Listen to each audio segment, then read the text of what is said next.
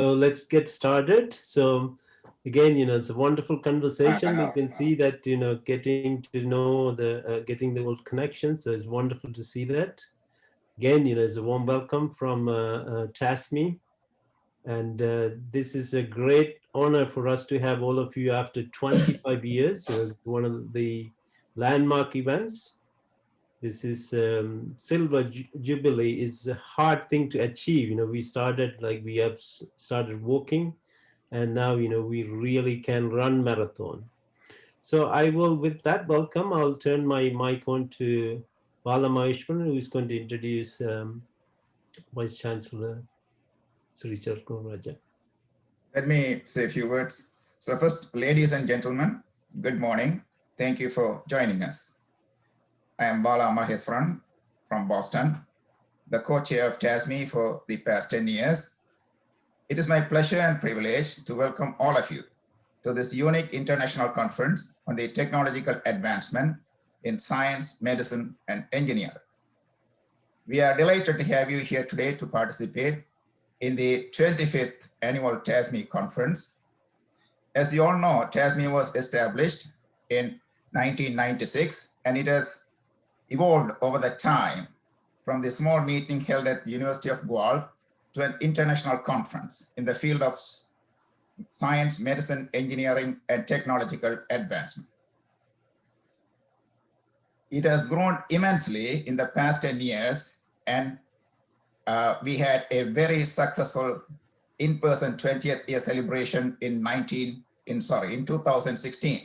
This year, we have about 280 presentations with about over 600 authors, co-authors have submitted their work on cutting-edge research in science, medicine, and engineering to this unique international conference.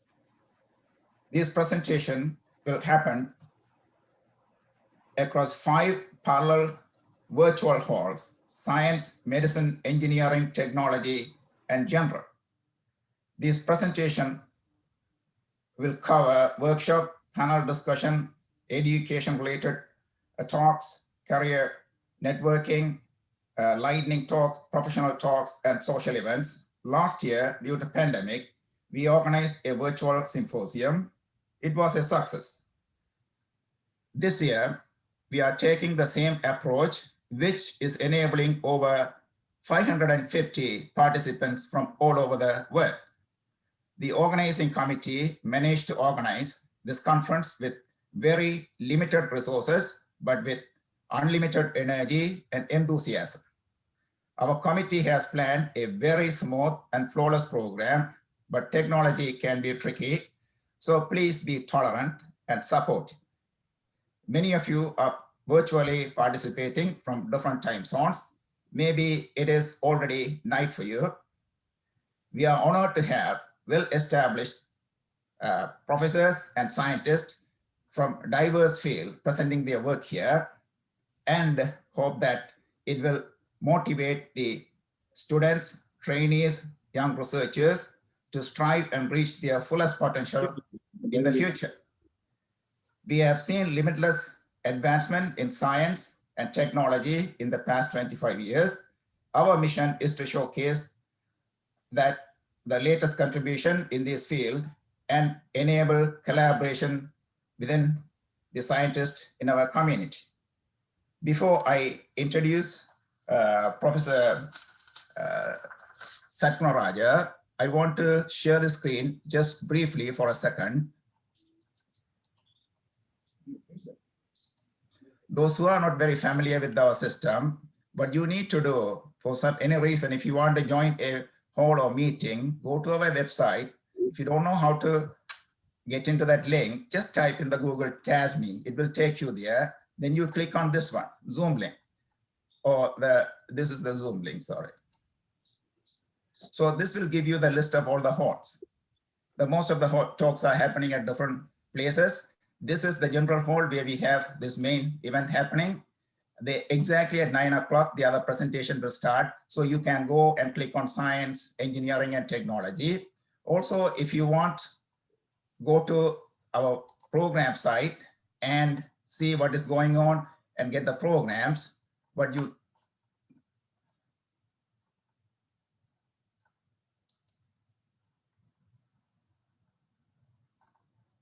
this side. That will take you to this programs here. You can click on the program or schedule, or you can go here, click and download the programs. So we have two versions of the program. This is the original version we posted. We don't want to confuse you by adding the other one. So also we posted the latest updated version here. So any changes, if you notice, you can always go and check these two. So informations are there, so you can go and look at whenever you want. So at this point, it is my pleasure to introduce Professor Satmaraja. He is currently the Vice Chancellor of the University of Jaffna. He was educated at Harley College. He joined the University of Jaffna in 1979, earned his graduated in 1983 with a BS honors degree in mathematics. He received his PhD from Harvard University in 1988. His thesis was on the asymptotic of the heat equations for polynomial domains. He also has a postdoctoral diploma in education from Open University of Sri Lanka. Professor Satmaraja was the head of the University of Jaffna Department of Mathematics and Statistics from 2009 to 2012. He became a professor of mathematics in 2010. He also served as Dean of Faculty of Science between 2013 and 2016, and Dean of Faculty of Technology from October 2016 to September 2017. Of course, as I mentioned earlier, he's the current Vice Chancellor of University of Jaffna. I welcome Professor Satmaraja to TASME to the guest presentation. Professor Satmaraja. Thank you, Professor Mangeeswaran, and also Professor Nadesh Palanier for giving me this opportunity. I consider it's a great honor to be the part of the proceedings of the TASME 25th International Conference. So Jaffna, actually, we are part of the human beings, the part of the universe, and this universe originated, we all know, in the mathematician point of view, it's from a single point, the point singularity, and now it's getting expanded.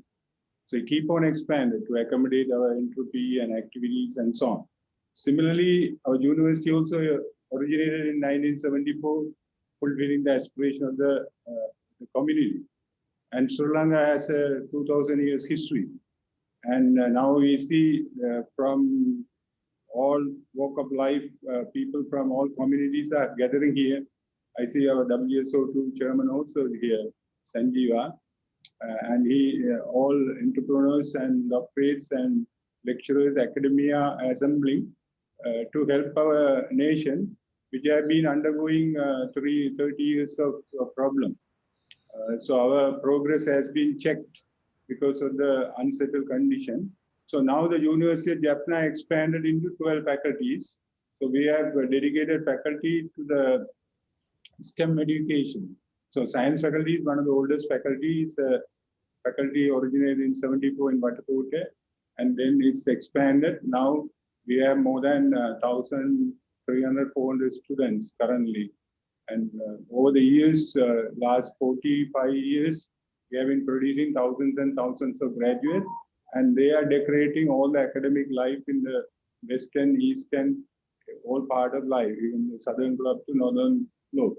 So here, one of the important things, so everything created for some purpose in this universe. So here I can see the TASME creation in 1996. In this year, Sri Lanka won the World Cup. I remember 1990 is very special. And also Diego Maradona carried the soccer cup. So I'm a fan of those guys. And this Arjuna and Maradona. So here I see today 1996 very special because the TASME took birth and it has grown last 25 years, delivering a lot of goods. And I could see in the history, it started with three present. When they started, the 7 presentations were done. Now I can see 700 participants from all over the world gathering. So this all happened because of science. I think the late James Clerk Maxwell, I studied in Edinburgh, I go to India Lane, where the James Clerk Maxwell lived, and James Clerk Maxwell building in Edinburgh University. So James Clerk Maxwell is the first one to give a hand to unify the electricity and magnetism. And the Maxwell equation are now fundamental equation of the signal processing. So that started a century ago. And now the last 20 years, our technology developed. So the science, and Dr. Atparaja is here, professor. So he's our electronic and electrical engineering person from the University of Jaffna. So the university and the professor even is here.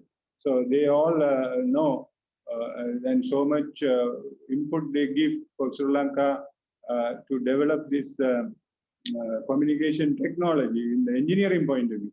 So first the science came and then the engineering came. And now we have opened a dedicated faculty called Faculty of Technology. So in the technology we teach, we have a degree program. This originated, I was the founder dean of the Faculty of Technology. The first batch of graduates yet to graduate. They are waiting because the pandemic has been checking them. So they couldn't have the industrial training. So what are the programs we are offering? So we have a civil engineering program in the engineering faculty. Now we have a construction technology in the technology faculty. We have electrical and electronic engineering program in the engineering faculty. Now we have electro-technology in the technology faculty. We have a mechanical engineering in the engineering faculty. We have automobile technology in the technology faculty. And we have a green farm technology because now we have been, all our people are talking about organic food. We produce so much of damage the world environment. Now we are thinking going back to even our Excellency President now banned the artificial fertilizers, and they are asking for natural fertilizers. So this has been the issue. So it's like a roller coaster thing. Sometimes we say these are the best, and then after some time we say, okay, no, you go for this. So this science, engineering, technology, I always say, is a trident of our life because one support other one. Without science, no engineering. Without engineering, no technology. When the technology advanced, then the science also advanced. I think Professor Ravirajan is here, TASME is here.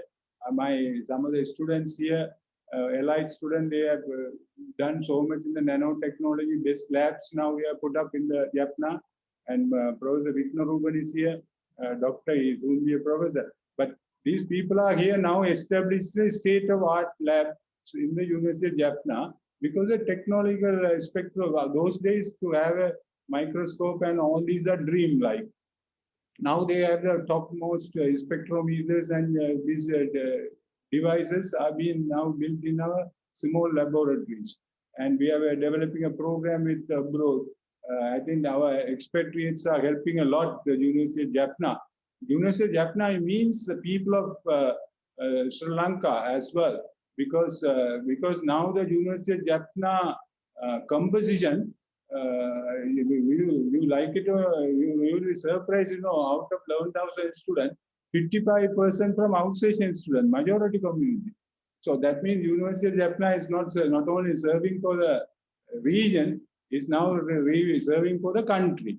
So, and people are choosing our university and coming in, and they, in the t-shirt they print, we love University of Jaffna. And you can see in the Facebook, social media. So this is one of the reconciliation and integration process taking place in this university. And our help in the TASME part, actually I see already some, so much of collaboration has been developed. Last year, TASME engineering faculty formed a society and they managed to send few staff members to higher studies in USA and Canada. That is very important. Western exposure to our graduates very important. Now the University of Moratuwa Peradeniya also giving masters and kind of programs which may be good for conversion purpose. But the academic development, we need the topmost exposure from the world top laboratories. And that's what the TASME is giving hand for our academic staff to develop. And also, TASME started women leadership program to the women academics in Sri Lanka. So that's very important. And now even our university, more than 65% of the students are females, and doctors, even engineers. Now more and more females are getting involved in the higher studies. I think this is one of the important steps I think has been identified, and they have a leadership program for women academics in Sri Lanka, and engineering faculty is working with the new technologies in the e-learning and teaching and online examination. Because our Professor Attoraya is the kind of person, he worked more than 100%. I think he worked 120%. He's a definition for 110%, because otherwise I don't understand what is 110% means. Because he works, and now because e-technology and teaching is a big challenge. And in the University of Jaffna, let me say, as a professor, we're working on this place and conduct teaching and as well as some administration. Administration, we have 2,000 staff. So what we do is, blended teaching is all right. We have been, after last 2020 March onwards, we have been facing this problem and adapting well. So the students also getting involved with adapting these technologies. That's okay. But online examination part, we are far behind because we don't know how to handle this kind of impersonation or kind of identification problem, and copying even the face-to-face exam, we have this problem. So online, what's the challenge? I think this also kind of thing I think TASME could help us, because most of the people you are, I know professors and lecturers, and you involved in the teaching in the US, Canada, and all these places. So I know most of you have gone to this online mode. So that would be one of the area I would like to have some assistance from the TASME expert and all the participants here with the respective heads of the department. Our Dean Science, Professor Ragarajan, is here, one of the top nanoscientists of this country. So I think that will help us. And TASME Medicine also working with the hiring academics and scholars from Jaffna. So medical faculty, there are some collaboration, already research has been conducted. So we are grateful to TASME. And also one other thing, even I had last 2 months ago heart attack, some or other. But I was handling Jaffna Hospital, and my friend Mitra Kumar came from Colombo, and here his colleagues are here.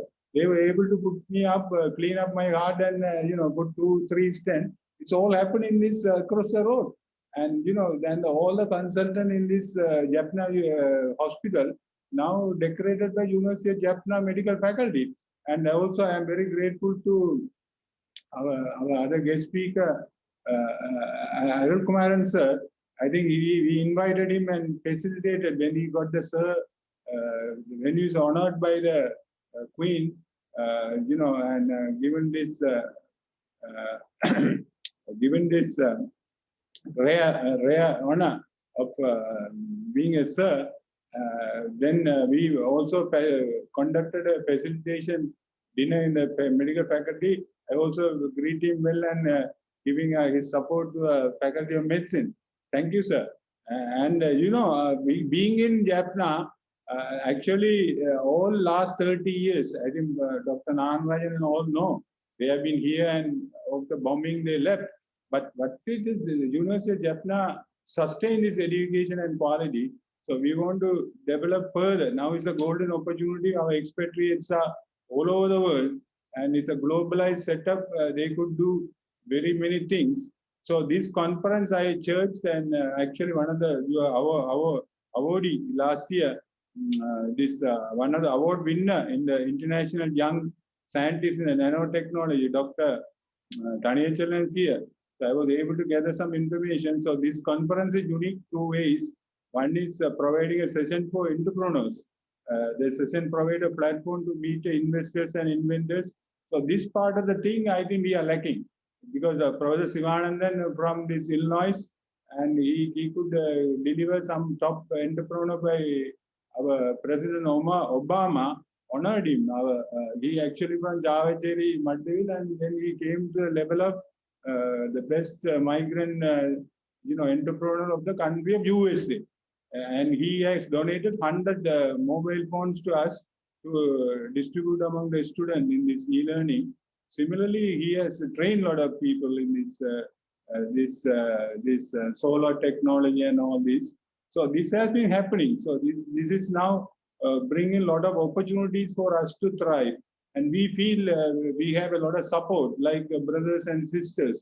Even today in the session, I could see, I really feel so much of pleasure, even got stimulated, because to see all the names and fees and all this, although I am being in Jaffna. So this will help us. So this session provide even our WSO to Sanjeev is here. He put up a top branch in this Stanley Road, one of the world brand organization opened. I was there in the opening ceremony. So this that part is our weakest part so far, the University Business Link. So now we have established UBL in University of Jaffna. Isra Mohan director is leading it.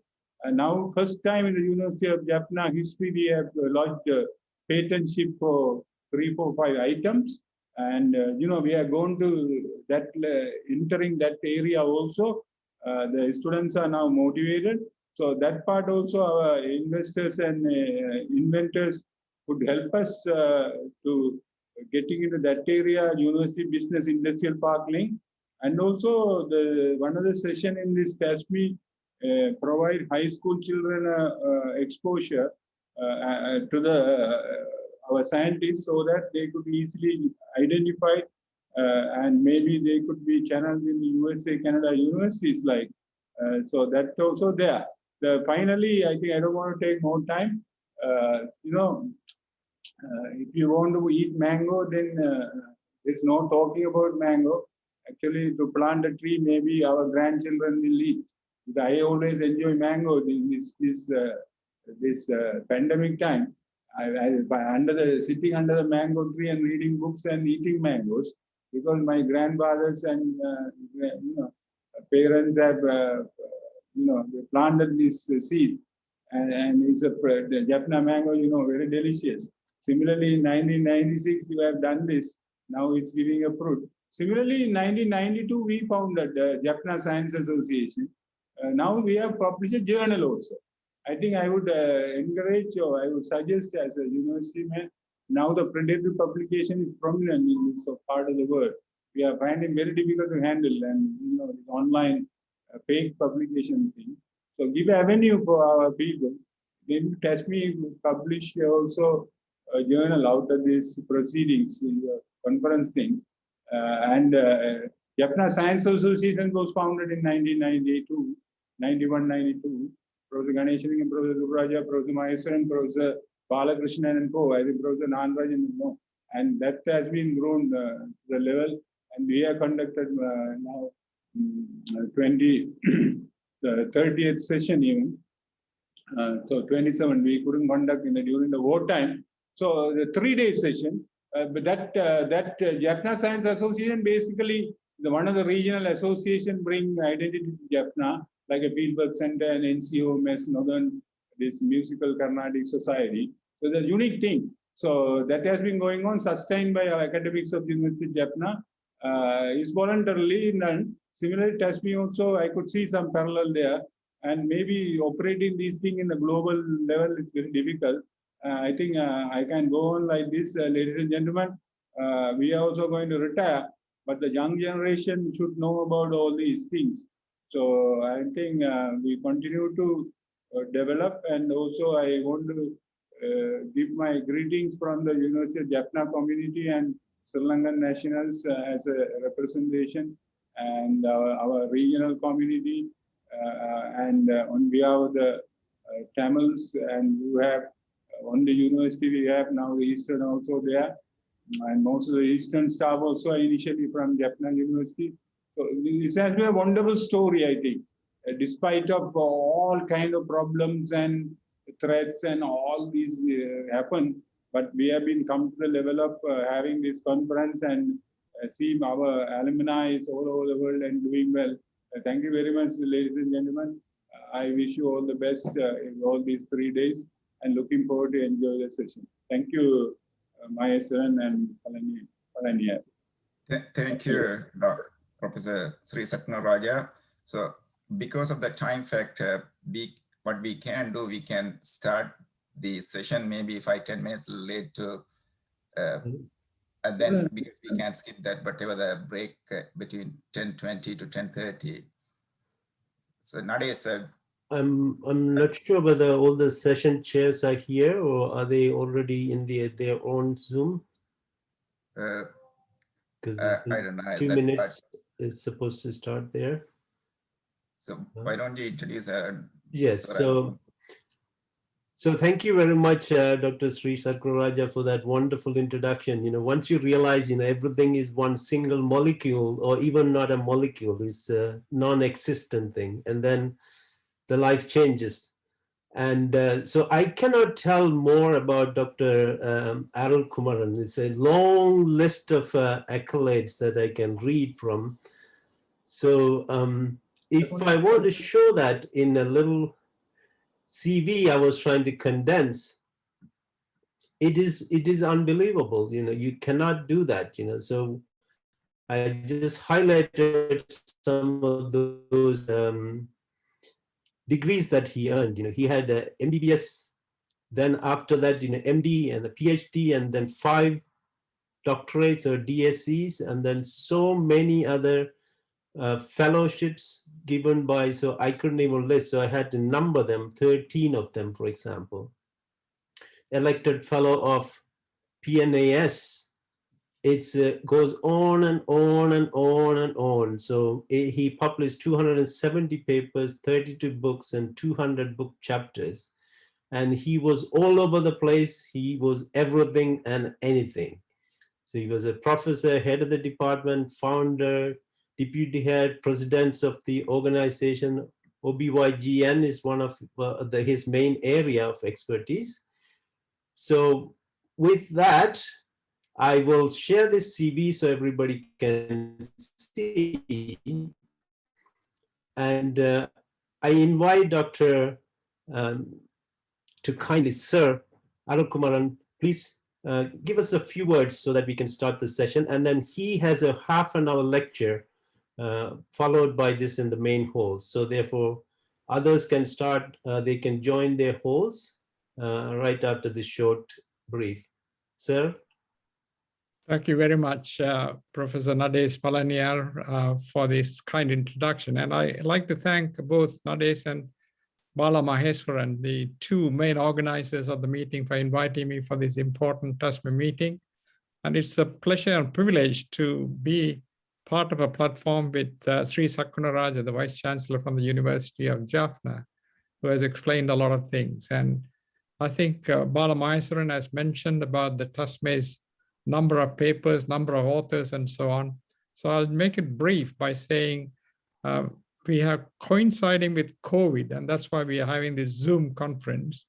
And COVID has not only brought lots of deaths and disability, but also non-COVID related things. People are reluctant to go and show if they have symptoms of cancer or some other disease. So there have been a 3-delay model operating in many countries. Reluctance for the patient to go to the general practitioner and finding appointment from general practitioner to go to the hospital. Then in the hospital, the doctors are involved with COVID and unable to see. So by the time they see and treat the patient, they are in advanced cancer, advanced disease condition. Now, when I look through the program of TASME and look at the principles of TASME, which is science, medicine, and engineering, just 3 thoughts came into my mind for us to focus at this meeting. The problem which was brought by COVID, as well as the side effect of COVID of the 3-delay model, can be tackled by what Professor Sri Saknaraja mentioned about technology. And I would put it as 3 Ds. One is actually digital. What can we do digitally by way of Zoom lectures, other lectures, etc. Plus also consulting patients by video and so on and so forth.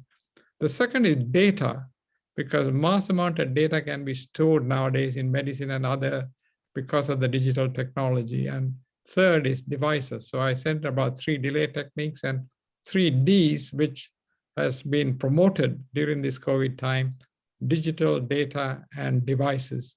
And I hope we can focus on these three things to advance both science, engineering, as well as medicine. So with that, I would like to wish all of the participants the very best, but especially to thank Nadesh and Mahesh to have organized this conference, and for them to have been 15 years Nadesh has been, and Mahesh has been 10 years in this job of trying to organize. So I wish them all the very best and hope the TASME will continue forever. Thank you very much indeed. Excellent. Thank you very much. As I said, this is 9:02. So the people who have sessions, they are feel free to leave and join their respective Zoom session. But if you are in the general session, you will be continue to be listening to Dr. Sir Arul Kumaran about professionalism of individuals, organizations, reflections in clinical practices. So in that sense, once everybody leaves to their own Zooms, I can provide the additional introduction that is needed to complete the whole list of accolades that Sir Arul Kumaran holds. So let's look at the numbers. Numbers seems to stay steady, 78. So it looks like everybody wants to stay in this one, so which is wonderful. So I assume the other people have already joined their 4 different technical sessions. So that one would be mainly in the medicine hall. So it's typically, we go by the TASME, science, medicine, engineering, and technology hall, and we are right now in the general hall. So now then, let me give a little bit more about what Sir Arul Kumaran is about, because I got to know him quite well recently, because I have been running a series of interviews, radio interviews, to really recognize giants who are scattered all over the world. They are jewels, we can pick them and look at them shining how they are. And I would say, that the greatest one that I met so far is Sabaratnam Arul Kumaran. So just to give a brief history, as I remember, so he was born in Sri Lanka and then studied in Sri Lanka, Colombo, got his MBBS. And then he went on to do, he went to UK and studied further, got training. And then he went to Singapore. And then in Singapore, then he was able to become a faculty member, rose to the ranks, and he became the youngest professor in that department in 40 years, or before he's 40 years. And he was very skinny in that picture. So when he was, and then he moved very quickly, and then he came to the UK. I'm just, what I remember I'm saying, I'm not looking at any notes, so pardon me if I make any mistakes. So he came to the UK because they had a problem, the foundation. So they have issues with their OB/GYN department. There are many ladies are dying during the childbirth. I believe it's about 10 people, 10 ladies died within a short period of time, within a few years, which is unacceptable. So he was able to go and then clean it up. Of course, you do your duty, you don't expect, what comes after that. So he was able to put some stern measures, and he was following what the teaching that he had. And then therefore he was establishing the board, so everybody is now using the board. So you can look at the dashboard type of things. And that is a very common idea now. It was new then. And then he was quickly moving on to a number of other departments, and he's moved on to St. George's University. And then these are all, many of them are chairs. And then he became the president of the obstetrics and gynecology department at the UK. It's one of the non-white looking person in that crowd in the middle. And then he was gone on to lead the organization of the same statutes in the international arena. He's chair, and I suppose, he's an editor of such journal for, I guess, 25 years or so. And then he ended up training so many young people and helping them grow. He was telling about, I believe he might be telling about this in this talk, in his life or in anybody's life, there are 3 phases that, one would go through and how that affect their way of life and the balance. So they were great teaching. So he's a giant in his field as well as in his services. And he's done so much services in many developing countries. And therefore, naturally, he got the Sir recognition. I believe that this is one of the Sir designation given by the Queen in 70 years or so. There were few people got that in that time period. He's one of the people from Sri Lankan Tamil origin. And so you might have heard that Serbon Arunalajanam, Arunasalam, and so on. That's way back when for civic engagement, but he got it for the clinical engagement. So it's you can keep on talking about it. He's a wonderful human being. And then, so you got to run a marathon, pass the baton and move on. So let's hear from him about the professionalism and individuals and organization. Sir, mic to you. Thank you, Nades, for the kind introduction. I'll show some slides so that we can share the screen. I know we are running behind time, so I want to really start by talking about professionalism of individuals. It might be some old hat for a lot of people, but might be applicable to the younger generation. So what is the objective of my talk is to explore the concept of professionalism and to reflect in clinical practice. It doesn't mean that it doesn't apply to scientists or engineers or lawyers or others, because the same principles apply to all.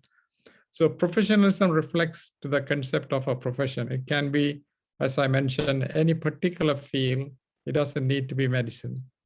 And the characteristic commonly associated with the professional. So that is the second aspect I will explore. Thirdly, a doctor as a professional, and what are the minimum expectations the patient have of us, and how does these characteristics together have the doctor-patient relationship and trust and respect, and the case examples. And I have no conflict of interest to declare. A professional must have an expertise. That's why they are called a professional. Must have a particular set of skills in their chosen field to the level considered as an expert by their peers. So you have a lot of professionals in this meeting. So I pay respect to all of you for joining this meeting. And the skill is acquired through learning, knowledge, and training and practice. And you have to keep on practicing the same skill and advance. And you have to demonstrate your skill by qualifications and accreditation.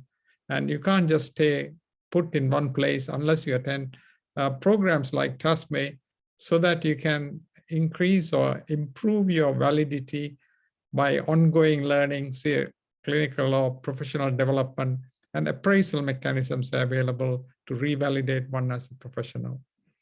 Now, there are certain expertise which are needed. They must have a so I'm going to really say there should be standards and respectability of a professional, expected to have the ability and dedication to achieve the set of standards. So we will explore that a little bit further.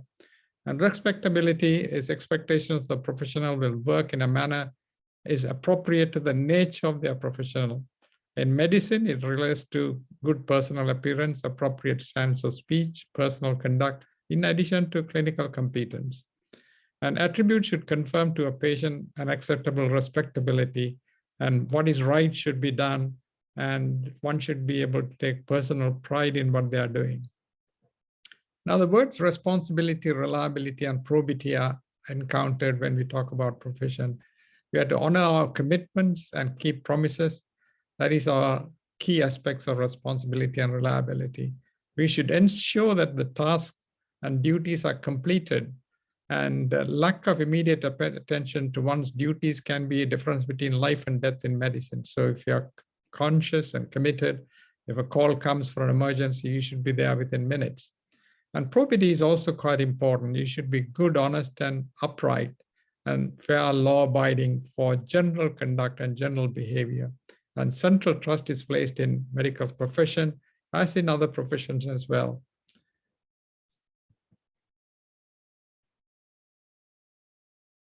Conduct and respect is the next issue. The action should be as being appropriate and proper to the public and fellow professionals. So your own colleagues should respect you for what you're doing. And you should have respect for authority of the rule of law. So you shouldn't really breach the law by any criminal or civic offenses. And we should be courteous and should respect rights and dignity and autonomy of the others. And this goes on like this. We have to seek to develop and improve our skills. We must acknowledge mistakes, learn from them, and take appropriate steps to prevent recurrences and show respect to those who consult us in a professional capacity. There are a number of other lists called unprofessional behavior, like criminal behavior, conviction, failing to honor clinical commitments, rude, abuse, or disrespectful behavior, showing disregard for the time of effort, and so forth.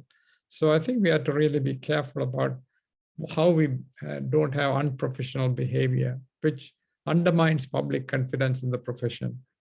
And there shouldn't be any selfishness by putting own financial reasons in front of what is needed by the public.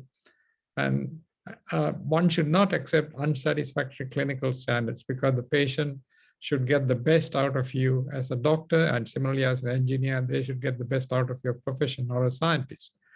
And you shouldn't have gratuitous criticism of colleagues and others. Don't talk bad about the others. It's best to confront and talk to them and see what is going wrong. An inappropriate relationship with patients or your customers is not a good thing. And we have to undertake a procedure for which the person has been trained. And the list goes on, like laziness, dishonest, abuse of the doctor-patient relationship.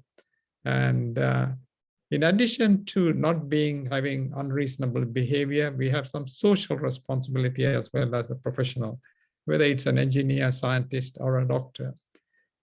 We must have a caring nature in the health profession and strong sense of empathy and desire to good to individuals and society. Like what TASME is doing is bringing benefit to the individuals and the society. So we should really engage in such activities so that we can promote the well-being of the society. Now, the professional integrity is defined as compassion for those suffering in pain or hardship. This is in medicine. A proper and responsible role in the society, responsible attitude to the environment, like making sure the hazardous waste doesn't go in and affect people, good employment practice, awareness of social issues, and so forth. Now, these are all put together by the General Medical Council in the UK, based on the principles by famous philosophers and scientists. So I'm just showing some pictures as Plato, John Gregory, Thomas Percival at different times, different people. But originally it started as from Hippocrates from Kos in Greece, who was a barber who used to remove sebaceous cysts and lipomas, who's made this as a profession that we should treat them. And each one of them brought in various aspects to professionalism. So in terms of justice, Aristotle said, in general, the ethical principle of justice requires that everyone receives his or her due if somebody comes to you for some help. Plato said you should be an ideal leader to be a professional, someone who commits him or herself to a lifetime of achievement and lead the fellow citizens. And later it has been defined by Peter Drucker, leadership without direction is useless. As the pace of change in our world continues to accelerate, strong basic values become increasingly necessary to guide leadership behavior. So that's what the TASME leadership is doing. And John Gregory, who was a philosopher and physician, said, must commit himself or herself to science and clinical competence, makes the protection and promotion of the patient's interest the prime consideration, makes the protection of self-interest systematically secondary. So our interest should be secondary to the patient interest, and there should be ethical practice. And profession organization like engineering societies or scientific societies also have some organizational professionalism to show. So that was expressed by Thomas Percival. It defines organizational professionalism in response to disputes among medical and surgical staff that threaten to paralyze the organization. So if few engineers, architects behave badly, few buildings collapse, then that's a bad reputation. So there must be an organization to guide them, guide the scientists, engineers. They must have professional ethics, which is involved in managing this. And organizational professionalism is in response to rationing of hospital resources, for example, we should stand up to that. Now, there is different types of ethics called the Machiavellian ethics. So suppose the politicians don't listen to you, but still the patients or public are suffering, then you might take a different approach to justify the end.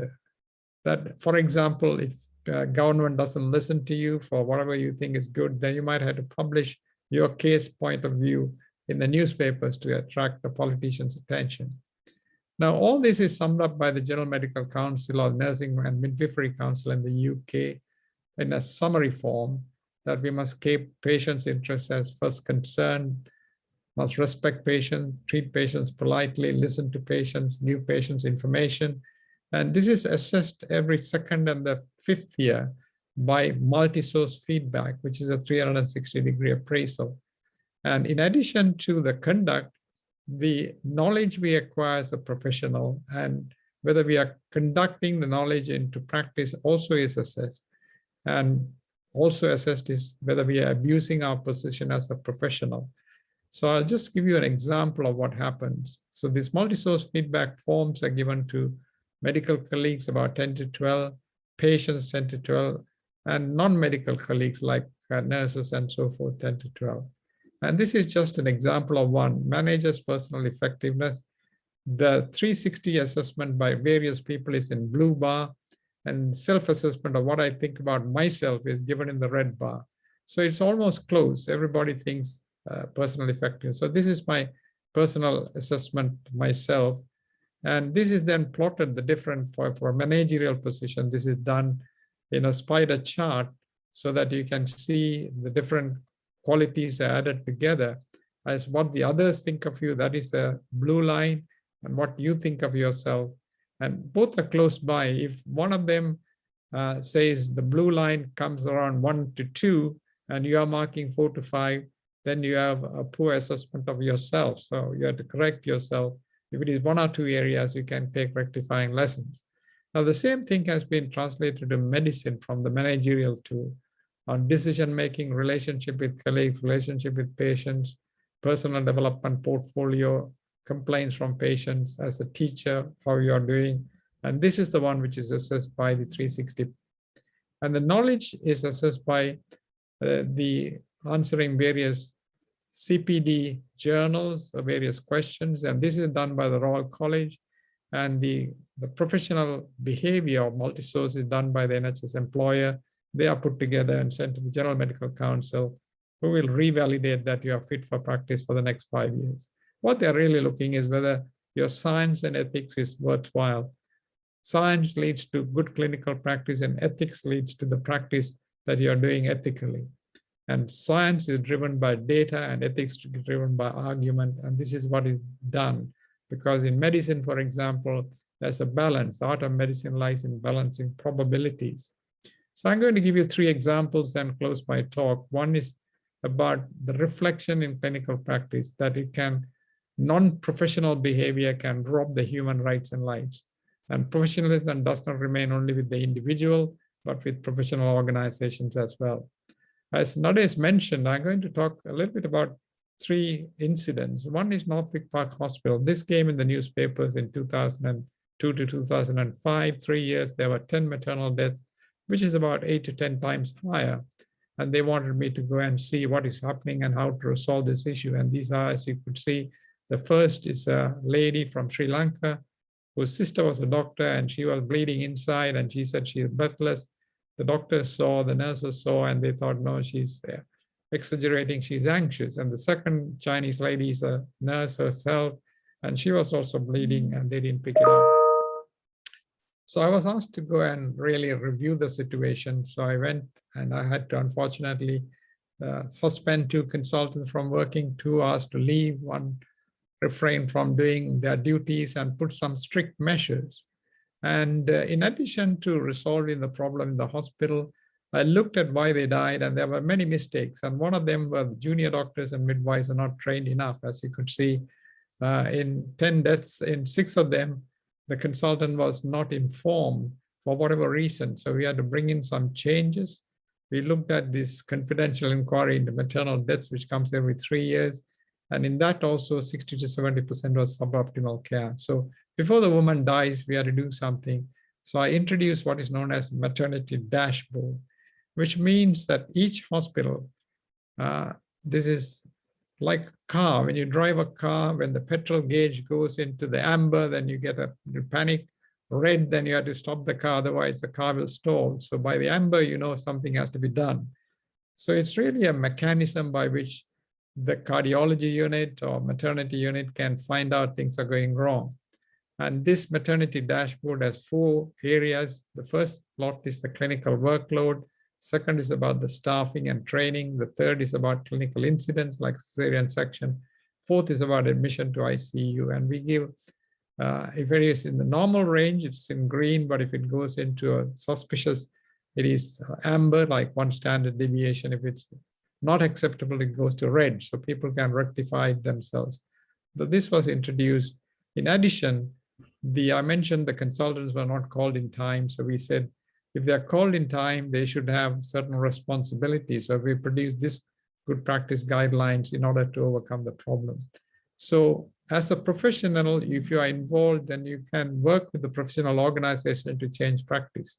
The second example is there was a lady called Savita Halapanava who was a dentist who died in Cork in Ireland, in Galway in Ireland.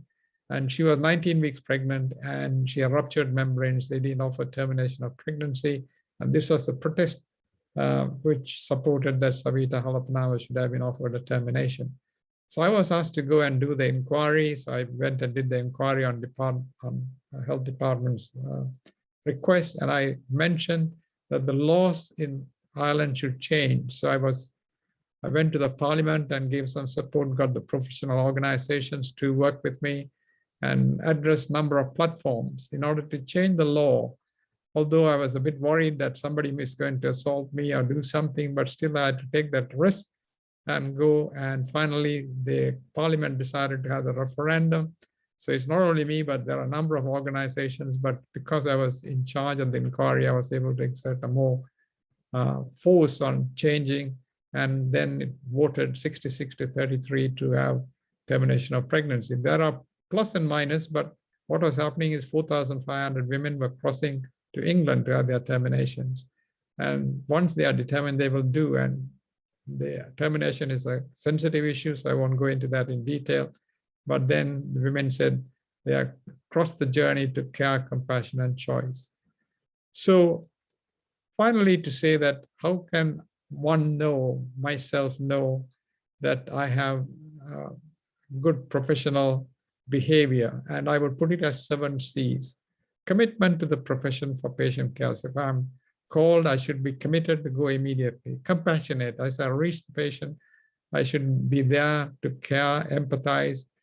Courteous, give self-respect and dignity to the patient as well as the relatives. Competent, I must have the knowledge, skills, and decision-making competency. So we have to be reading, following, learning. A good communicator, because to explain things to the patient and to the team, your hospital team, and impart confidence. So the patient should feel this doctor said this, so therefore this will be working all right. And finally, as coordinator of the team leader, researcher, administrator. So these 7 C's are quite good principles to follow as a professional. I just wanted to give an example of how I was called one night and patient had cardiac arrest on the theater table. I went and operated, but finally she died. So I showed commitment, courteous compassion, and I did the competency exercise of doing the surgery, but she was in a bad because she had a cardiac arrest. But the presence of me gave the confidence to the team, and we had a discussion with the coordinating team. And the final point is actually to see whether I administered the 7 C's. Is 2 days later, we did a post-mortem. It was an amniotic fluid embolism, couldn't have done anything. But when I walked into the room where the husband and the children were with the theater sister, I didn't have to do any apology or anything like that. The husband walked straight to me and hugged me and started crying and thanking me for doing whatever was possible to his wife. So that just covers the 7 C's I mentioned. So we should really get the respect from the patient to have shown the 7 C's I mentioned. So I'll finish with these slides, which is actually HMS Birkenhead, which sailed off South Africa. There were not enough lifeboats, and the ship started sinking, and the captain orders women and children first to the lifeboats. And the captain and crew stood, and 193 of the 643 survived. The others died. So this is really an act of professionalism and chivalry. So that is what the people have shown in the COVID pandemic. There are doctors, nurses, paramedical, frontline workers in the supermarkets. Everyone has shown professionalism and chivalry. So I pay tribute to all of them. And I believe that all those who are attending TASME are all professionals, scientists, engineers, and they must make this their job, trust and respect, and exhibit individual and institutional professionalism. Thank you very much indeed.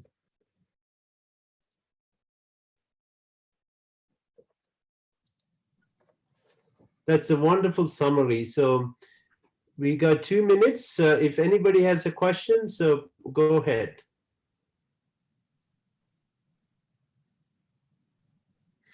So maybe I'd like to ask you about, how this beyond the professionalism, is that affect anybody's personal life, what stages of their life that they are? If I follow the question, it is always a problem to balance. So, for example, in medicine, suppose if I'm called, there are so many occasions I want to go for a wedding or something like that, then I'm called to the hospital suddenly. So I had to explain to the family that that is more important, and that is my first protocol. So same will apply to various other things. So if you're a scientist, you have set an experiment and you have to read, find reading at a certain time, then the family business has to become secondary. So I think it's a balancing act, and you need support from everybody to be a good professional, whether you're an engineer, scientist, or a doctor. Thank you very much. That's a wonderful summary of how professionalism is got to be followed, and that is essential for this time and any time in the life. So that's not. Go ahead. Sir, sorry, Nadesh, can I ask a question? Just one. It's 9:30. Yeah. Sure. Okay, so Arukumaran, what do you think about professionalism for the politicians? Their tendency to accept bribe, their tendency to, to go at any length, to misbehave is actually the primary reason people are losing confidence in every place, whether it's actually the sphere of education or business or any other area. People are looking at the politicians as leaders, and the politicians are misbehaving. Well, the short answer is actually you have to look at examples of New Zealand and Singapore, where the professionals behave exemplarily because they are selected, handpicked. They are true professionals like doctors, engineers, accountants. They are handpicked by a party and they are selected and put in. So if you don't have a good politicians, then they will behave badly. And especially if you are getting already people who are no good, then you will receive the same. Unfortunately, like Sri Lanka, people don't seem to have a choice. So it's actually building up. Imran Khan is trying to do his best in Pakistan. So I think it's a matter of time. And things do happen even in the UK, as you heard about the health minister here having misbehaved and had to resign. So I think we can't expect, and fortunately for the TASME participants, we can say we should be all proud of ourselves, because the TASME engineers, scientists, and medical, they have shown excellent professionalism and will do well. Thank you. Thank you for that note. Yes, we do have an excellent group of people. So this is perfectly taking us to the segue to the next session. Nowadays, this is Bala. I need to interrupt. Sure. Those who are part of, supposed to be in another session, please. The sessions are in progress and the links are working. You can go to the website and click on the link. It'll take you there, because some sessions, I think the people are continuing with this general session, please. If you are part of engineering or medicine or general session, the sessions are in progress. Right. So just to summarize, there are 5 Zooms happening in the parallel. So you have this grid, you can look at it, the updated version of the grid on the website. It will easily tell you which channel that you can go sideways. You can leave this one and join the other one without any problem. You can always leave and always join into any Zoom. So I believe that all the 60 people or so that we see are staying in this room. For the next session is for the clinician scientists. This is so it's perfectly fitting. So Professor Sir Arul Kumaran is an MD, PhD, and more and more and more. And so how these level of high-level achievements can be made and how it takes. So I'm going to pass this mic to 2 chairs, that is Pranavan Manoranjan. He's one of our long-term members. He used to come as a student to TASME. Now he's an MD, PhD, and going to do some research, I suppose, in New York. And then Arun Narendran, he's another MD, PhD. He's